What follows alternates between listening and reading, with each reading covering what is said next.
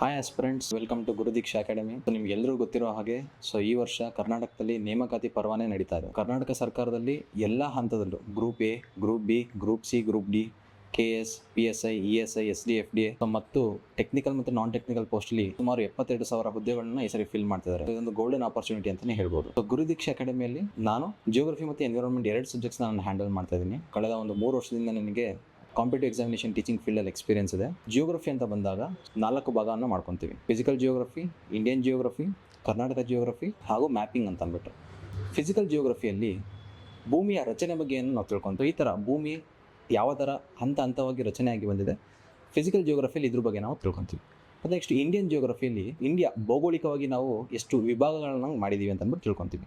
Next Karnataka ಜಿಯೋಗ್ರಫಿಗೆ ಬಂದಾಗ Karnataka specific rivers, soils of Karnataka, important crops, agriculture, ಈ ವಿಷಯಗಳ ಬಗ್ಗೆ ತಿಳ್ಕೊತೀವಿ.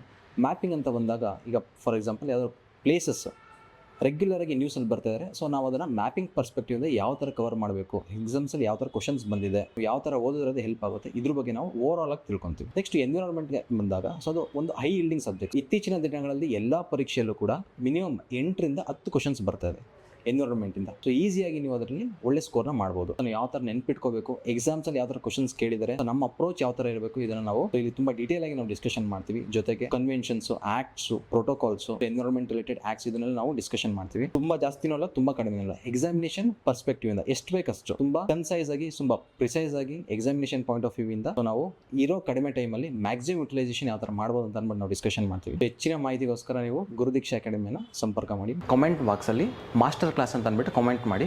ಸೊ ಹೆಚ್ಚಿನ ವಿವರಗಳು ನಿಮಗೆ DM ಅಲ್ಲಿ ಬರುತ್ತೆ. Thank you.